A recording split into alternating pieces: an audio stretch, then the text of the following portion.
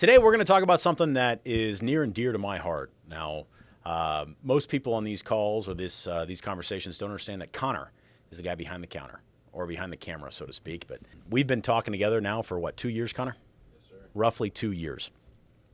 With that, he's picked up a term that we've talked about in this office multiple times, which is called a perverse incentive. And it is so important that today we're going to cover it in a video. And we're going to highlight this and how you can show the definition of a mature system versus an immature system by its realization and its ability to effectively navigate perverse incentives. Insurance at its core is a private pooling of capital to cover cataclysmic risks. Now, with that as its baseline, right? It's the lucky many paying for the unlucky few. Immediately, there's a perverse incentive that pops up. And we'll identify this in an old school way. A perverse incentive would be if you have a building that is covered for fire damage. The perverse incentive there would be you are now less likely to cover that building with sprinkler systems and fire hydrants and other things that put out the fire because you are made whole. With that perverse incentive needs to be mitigated. Inside of many plan documents, you mitigate that perverse incentive of now I'm covered for fire by saying, yes, but you have to maintain your sprinkler system. Yes, but you have to now have fire extinguishers and you can't be running around with a torch around your paper factory, right? That manages the perverse incentive. With that being said, all systems that seek to make people whole have inside of them perverse incentives. What are the perverse incentives inside of our systems? What are the perverse incentives and the responses to those perverse incentives? For those of you who've learned a lot through level funded university, if we look back at the history of our industry, the first was the HMO. The HMO was an answer to the indemnity's perverse incentives. Now realize a couple things off the bat. Perverse incentives exist everywhere in every system. There is no perfect solution. There is no perfect system. It is the tension inside of the system that actually produces the better results. So anybody who says they have the answer, well, it may be for that moment in time, but it actually changes. So if you go back really old, the golden mean is what you're really looking for. The system that is efficient enough at dealing with the psychopaths and sociopaths who are trying to manipulate and game the system for themselves, but also efficient and human enough to actually pay for the legitimate claims. So inside of an insurance model, this is why you have claims underwriting. You're trying to mitigate the perverse incentives. Because if you do not, then you will only end up with a system that incentivizes the people who are going to gamify it for their own needs rather than what it was actually designed for, right? So, to say it in a slightly different way, if you did not have the fire program that said you have to have sprinkler systems and fire extinguishers, then the honest person would realize that you will have a lot of people who are on the edge of bankruptcy who are now going to have their factory catch fire and burn down, right? That's a perverse incentive. You've now given them an exit strategy that they're going to operate in and take at some level, some people will, that hurts everybody else because now everybody else has to pay to rebuild a factory that should not have burned down in the first place. In claims-based underwriting in our industry, we are trying to mitigate the perverse incentives. So let's say you have an employer who has a niece that is 8 months pregnant and just found out they have a very complicated birth coming. Now that niece is living in, let's say, some other nation. Let's say that niece is living in Brazil. Well, America has the best, in my opinion, the best maternal and birthing care in the world. Great. So business owners here in the States, he said, I just hired my niece to come on board. She flies up. She now has a $500,000 worth of care consumed in the United States. Now, the baby and the woman, they got the best care in the world. And the business owner saying it, no cost to me, right? Wrong. What you've effectively done is you've introduced a perverse incentive. You've now taken $500,000 away from everybody else that participates in that system. and put it into the pocket of 1. So you're going to go in and say, was this person actually employed at this company? Was this person actually legally here?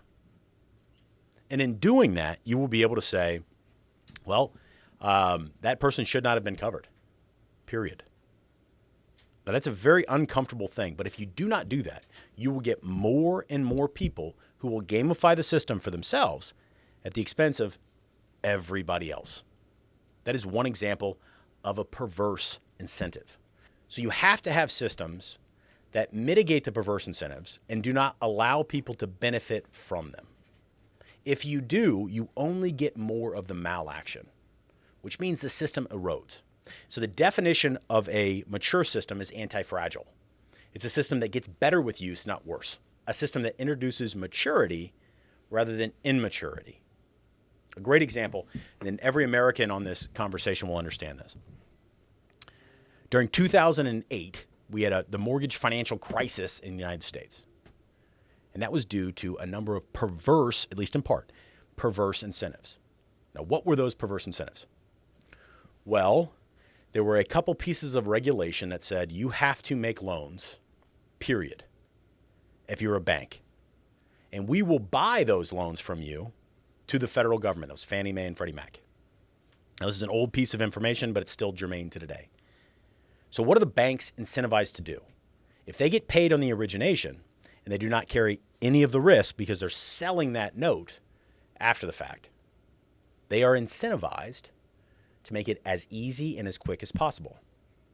They are incentivized to ignore the perverse incentive because their incentive, in effect, is also perverse. They're trying to give more money out than otherwise would have been done. So we had a massive boon when the act came in, which was roughly in the 1990s. Don't quote me on the year. So for about 15 years, you have this massive lead up to a housing bubble because people who otherwise historically, because of their credit worthiness, would not have qualified, are now given loans, or even worse, institutions that didn't exist were given loans because they were not being checked. Now, there's a whole lot of fraud here. So what ended up happening? Well, eventually reality catches up and the delinquency rates on these notes skyrocket. And it catastrophically collapses the entire U.S. mortgage market. Now, who's holding the bag on that? The people who actually own the paper or the notes. So Fannie Mae and Freddie Mac were the largest holders, and they lost billions of dollars. Okay, so how do we fix that? Well, in my opinion, the people who profited from the perverse incentive where they reduced all their regulations, where they reduced all of their underwriting guidance. I know most people on this, if you understand any economic history, you understand the term ninja, or no income, no documentation, no income, no jobs, were ninja loans. These loans were then bought through a specific government program or utilizing a specific government program. And then that collapsed the entire system for everybody. Now, in order to fix that, you need to address the two root causes, the regulation and the actors. So, to address the perverse incentive, you need to identify the problem, and then you need to act to close the hole. This takes maturity because it's always uncomfortable. The same logic applies to underwriting claims, and the same logic applies to underwriting any financialized object, any collective pool of money. Because the attraction of the perverse, the attraction of the aggressive, it's like you're throwing up a sun at night and the flies are going to come to it because everybody wants to steal their little piece. So the mature systems, the mature brokers in our industry understand this. And they understand that underwriting, that due diligence, their paperwork protects the system. And that's why you see such a large difference in price between systems that are perverse and systems that are clean. Now, the price may be lower, but nothing's free, so the work is higher. So it's a trade-off. In general, the more work you do, the better price you'll get. In general, the less work you do, the higher the price. And that is in part due to the perverse incentive nature of man. There's no way of fixing this. We can only manage it. That's why the golden mean or the solution that we arrive at today will be different than the solution we arrive at tomorrow. But unless we understand this, then we do not understand the cat and mouse game that goes on in every pool of money, every large pool of money. As it gets larger, the attraction of those who are looking to gamify it for themselves grows. And the value is in protecting the people who are legitimate. The value is in protecting the people who crossed all their I's and dotted all their T's, and maybe a J in there too, because they are doing it the right way. So when you have paperwork, when you have additional hurdles to clear, realize that this is proving that your people are part of the good ones. And we are trying to catch the ones that are trying to steal from the good people and putting it in their pocket. That is the definition of a mature society. Protect those that deserve it. All right. We'll see you out there.